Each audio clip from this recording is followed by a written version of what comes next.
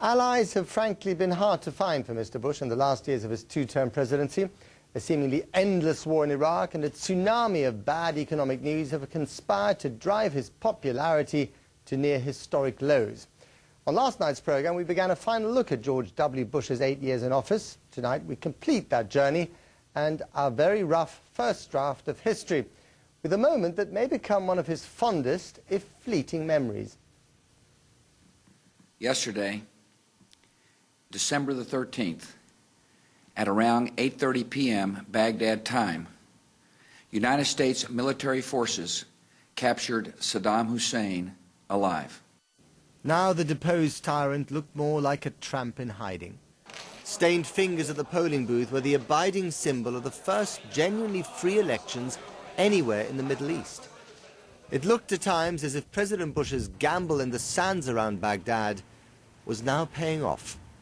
Iraqi democracy will succeed, and that success will send forth the news from Damascus to Tehran that freedom can be the future of every nation.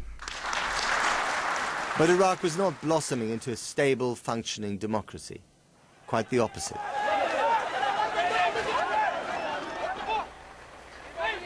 The conflict was hemorrhaging American lives and money, while Iraqis were getting slaughtered in record numbers. The prophecies of two elderly men seemed to be coming true. One was Saddam, now on trial, who had vowed that the insurgency would defeat the invaders. And the other was George Bush's own father. When he battled Iraq, he stopped short of going all the way to Baghdad because fighting Saddam on his home turf had seemed too treacherous. But father and son were not on the same page. I asked President Bush, what was your father's recommendation on the war in Iraq? And he said, well, gee, we talked. I don't think we talked about that. We talked frequently. I finally just said, didn't you just say, gee, Dad, what do you think? Well, no, we could call him. I don't remember anything. And at the end, he said this, which has been much quoted, in terms of strength, I appeal to a higher father. And we never learned, apparently he never learned what the lower father's recommendation was.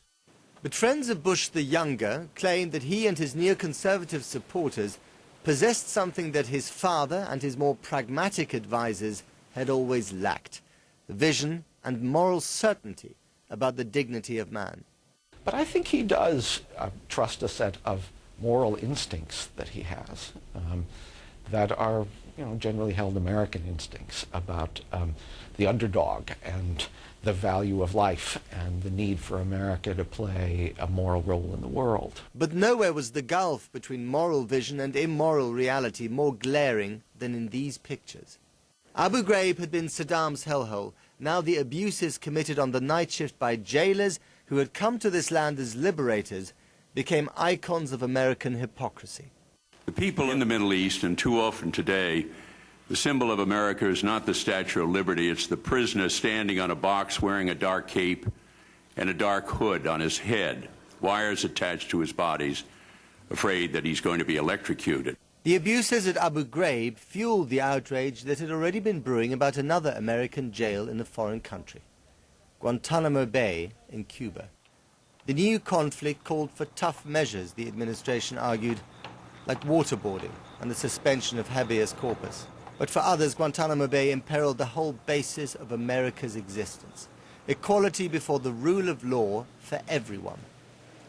George Bush, they charged, was tampering with the constitutional foundations laid by the founding fathers.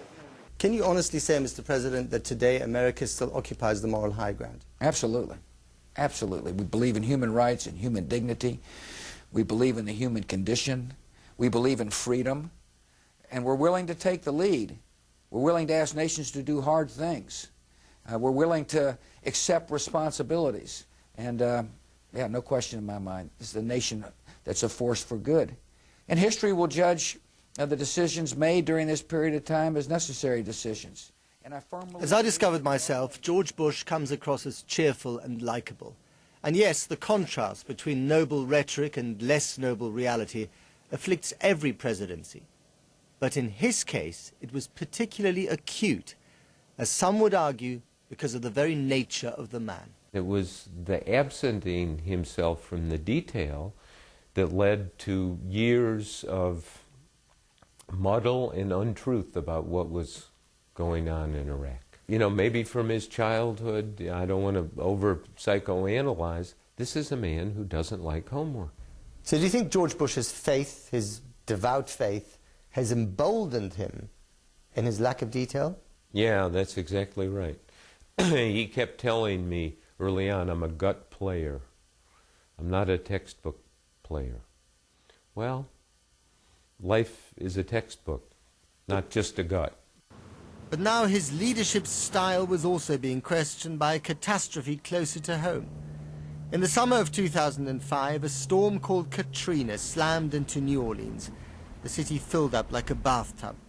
But the commander-in-chief was photographed at altitude, peering out of Air Force One, flying over a city in which hundreds of people were drowning. We need somebody to come into the city and help us. We need the National Guard. Mr. Bush, please send somebody down here to help us. The president was missing in action, and when he finally arrived in the flood zone, he praised the one person who was being singled out for the sluggish response to that disaster. Again, I want to thank you all for, and Brownie, you're doing a heck of a job. The FEMA director's working 24. Brownie was later forced to resign, but the ill-placed praise from the president encapsulated the most damaging charge against him: serial incompetence combined with a lack of compassion. For the first time, the president issued a public apology, but the rot had set in. Katrina was support of the major thesis that there is a level of detachment and untruth that is being practiced here that is really beneath the President of the United States. There are all the things that presidents do, and then there are the things that they're eventually remembered for, and the two aren't always the same. George Bush, for example, was the first American president to recognize an independent Palestinian state. He spent more money on the prevention of HIV/AIDS in Africa than all of his predecessors combined. He appointed 2 African-American secretaries of state, thus perhaps paving the way for an African-American in the White House. And his so-called surge of troops to Iraq has been hailed, cautiously, as a success, so far at least. But will he be remembered for any of these? Or will these be the things that spring to mind when you mention his name in the future? Over the past few days, we have witnessed a startling drop in the stock market. The worst economic slump since the Great Depression. Not Bush's fault, but it still unfolded on the watch of America's first president to get an MBA. The pain and consequence of Iraq, the faltering self-esteem of America at home and the low esteem of America abroad.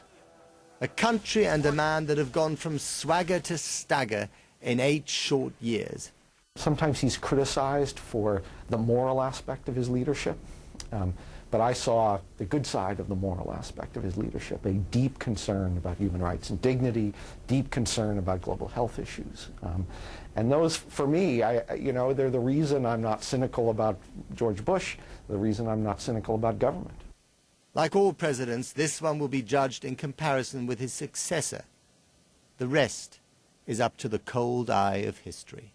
About a year after the Iraq invasion, I was interviewing him in the Oval Office and asked him, how do you think history will judge your Iraq war? And he was standing there with his hands in his pockets, and he kind of took them out, and the question about history, and he shrugged.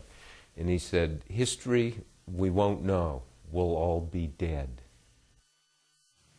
Terror suspects who've been held but released from Guantanamo Bay are increasingly returning to the fight against the United States and its allies, according to the U.S. Defense Department. It says it believes 61 detainees released from the U.S. Navy-based prison in Cuba have rejoined the fight, up from 37 as of March 2008. In all, about 520 Guantanamo detainees have been released from custody or transferred to prisons elsewhere in the world. In the last few days of office, President Bush has been defending his use of executive powers and the use of tough interrogation methods against terrorism suspects. I'm in the Oval Office, And I am told that we have captured Khalid Sheikh Mohammed, and the professionals believe he has information necessary to secure the country. So I asked, what tools are available for us to find information from him? And they gave me a list of tools, and I said, are these tools deemed to be legal? And so we got legal opinions before any decision was made. And I think when people study the history of this particular episode, they'll find out we gained good information from Khalid Sheikh Mohammed in order to protect our country.